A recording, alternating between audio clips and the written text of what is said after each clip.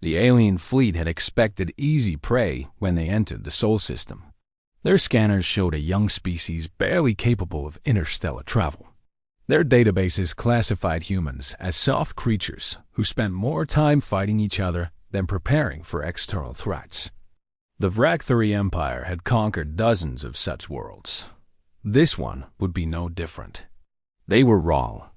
Marcus Aurelius Corvinus stood on the bridge of the battleship Roma Invicta. He was not the ship's captain. He was something far more dangerous. He was the commander of the 12th Legion, 3,000 soldiers trained in the ancient ways of war, modified for the modern age of galactic conflict. His armor was red and gold, bearing the eagle standard that had struck fear into enemies for 3,000 years. In his hand, he held a spear.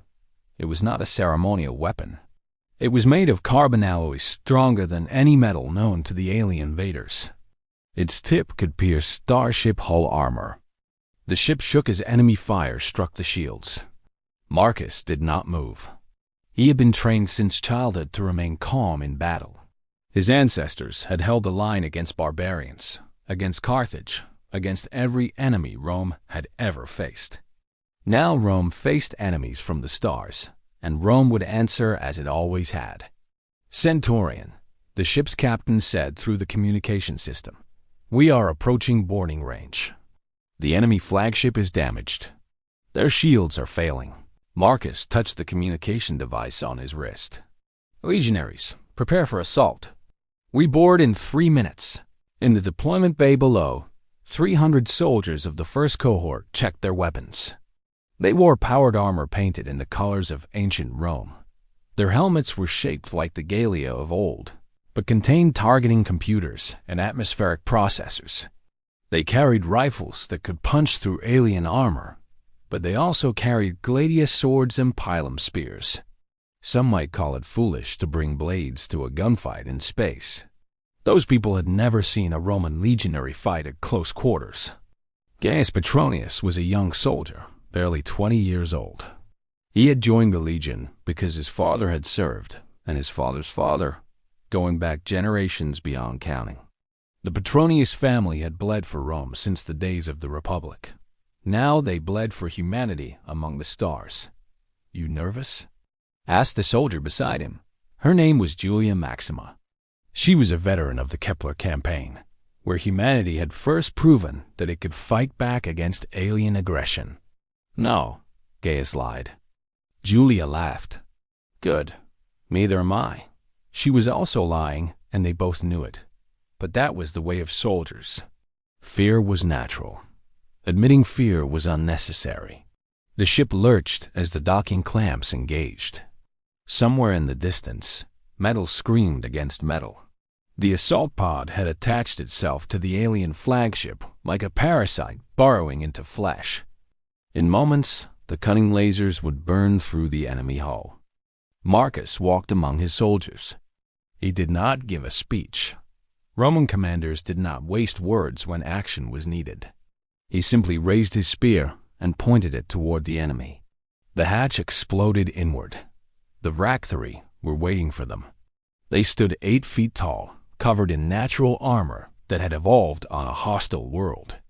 Their weapons fired plasma bolts that could melt through steel. They had conquered 17 species before they came to Earth. They had never lost a ground engagement? Marcus was the first through the breach. A plasma bolt struck his shield and dissipated against its energy barrier. He thrust his spear forward and felt it punch through alien armor. Purple blood sprayed across his visor. He did not stop moving. The legionaries poured through the gap behind him. Their formation was ancient but effective. Shield wall. Overlapping fields of fire. Advance by sections. Cover your brothers. Kill the enemy. Simple instructions that had won battles for millennia. Gaius fired his rifle and watched an alien warrior fall. Another took its place immediately. He fired again. This one did not die. It charged toward him, massive claws extended. Gaius dropped his rifle and drew his gladius. The blade hummed with energy as he activated its cutting field. The alien swung at his head. Gaius ducked and drove his sword into the creature's chest. It screamed in a language no human would ever understand, then collapsed. Gaius stepped over the body and kept moving. Julia was beside him, her own blade red with alien blood. "Not bad for a new recruit." "I'm not a recruit anymore," Gaius shouted back. They fought through corridor after corridor. The aliens outnumbered them 5-1, but numbers meant nothing against Roman discipline. When one legionary fell, another took their place. When ammunition ran low, they fought with blades. When blades broke, they fought with fists. Marcus led from the front, as Roman commanders had always done. His spear had become slick with blood, but his grip remained steady. He had killed more enemies than he could count. He would kill more before the battle ended. The Vracthory commander was waiting in the bridge. It was larger than its soldiers, decorated with trophies from a dozen conquered worlds. Skulls hung from its belt, including several that looked disturbingly human. Around it stood its personal guard, the elite warriors of the Empire. "Human," the commander spoke through a translation device. "You have fought well, but you cannot win. My fleet is vast. Even if you take this ship, others will come. Your species will kneel or die." Marcus removed his helmet. He wanted the alien to see his face. He wanted it to look into human eyes and see no fear. "Let me tell you something about my people," Marcus said. 3,000 years ago, an army from Carthage crossed the mountains with elephants. Everyone believed Rome would fall. Rome did not fall. 2,000 years ago, barbarians sacked our city. Everyone believed Rome was finished. Rome was not finished. 1,000 years ago, new empires rose and conquered our lands. Everyone believed Rome was forgotten. Rome was not forgotten. He raised his spear. We carry Rome in our hearts. We carry it in our blood. You see a young species barely capable of reaching the stars. I see the descendants of soldiers who built an empire with sword and shield. I see the children of warriors who never surrendered, never stopped fighting, never gave up hope. You think you know war. You have not faced humanity. You have not faced Rome. The Vracthory commander roared and ordered its guards to attack. The battle was brief and brutal. The alien elite were skilled warriors, but they had never encountered enemies like this. Marcus killed 3 before his spear shattered. He drew his gladius and killed 2 more. Julia took down the one that tried to flank him. Gaius put 3 rounds into another that was aiming at Julia's back. In the end, only the commander remained. It was wounded now, purple blood leaking from a dozen cuts. It looked at Marcus with something that might have been respect or might have been hatred. "How?" it asked. "We have conquered worlds. We have destroyed species. How do you fight like this?" Marcus walked toward it slowly. His armor was damaged. He was bleeding from a wound in his side. He did not care. "Because we remember," Marcus said. "We remember every battle our ancestors fought. Every victory, every defeat, every sacrifice. We carry their strength within us. You see a single soldier standing before you. But I am not alone. Behind me stand legions. Behind me stand centuries. Behind me stands all of human history." He thrust his gladius forward. The blade pierced the alien's heart. "Victory belongs to Rome tonight." The alien fell. Marcus stood over the body for a moment, then activated his communication device. "The enemy flagship is secure. All legionaries, report status." The responses came back. They had lost soldiers, good soldiers, but they had won. They had proven that humanity would not kneel. Outside the viewport, the battle still raged. Human ships were destroying the remaining Vracthory vessels.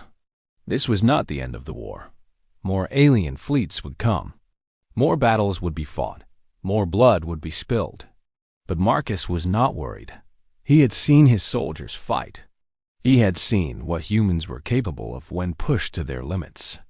The aliens had expected easy prey. They had found something else entirely. They had found Rome. Gaius sat among the bodies, catching his breath. Julius sat beside him. Neither spoke for a long moment. "I thought we were going to die," Gaius finally admitted. "We all think that," Julius said. "Every battle, every time. But we keep fighting anyway. Why?" Julia looked at the eagle standard that one of the legionaries had planted on the bridge. It caught the light from the burning ships outside, and for a moment it seemed to glow with its own fire. Because that's what Romans do. That's what humans do. We fight. We survive. We win. Gaius nodded slowly. He understood now. The training, the discipline, the ancient traditions passed down through generations. It was not about the past. It was about the future. It was about showing the universe that humanity would never be conquered. He was no longer afraid. Marcus walked back through the ship, stepping over alien bodies. His soldiers cheered as he passed, but he did not acknowledge them. He was thinking about what came next, about the reports he would have to file, about the letters he would have to write to the families of the fallen. But there would be time for that later. Now, there was only victory. He reached the boarding pod and looked back at the alien bridge one final time. The Vracthari commander lay where it had fallen. Around it lay the bodies of its guards. They had been proud warriors. They had simply faced something prouder. Marcus raised his bloody spear toward the stars. "For Rome," he whispered. "For Earth, for humanity." The words echoed through the silent ship, a promise and a warning to any who might hear them. Humanity had entered the galactic stage, and humanity intended to conquer. Somewhere in the darkness between stars, other alien species would hear of this battle. They would hear how a young species had defeated the mighty Vracthari. They would wonder what kind of beings these humans were. They would wonder if they should fear them. They should, because the sons and daughters of Rome were coming. They carried the fire of ancient glory in their hearts and modern weapons in their hands. They would never stop fighting. They would never surrender. They would spread across the galaxy, like their ancestors had once spread across the Mediterranean. And wherever they went, victory would follow. The eagle standard flew proudly in the captured bridge, a symbol of something that could never be killed. Not by time, not by distance, not by any enemy who dared to stand against the human spirit. Rome was eternal, and tonight Rome had won.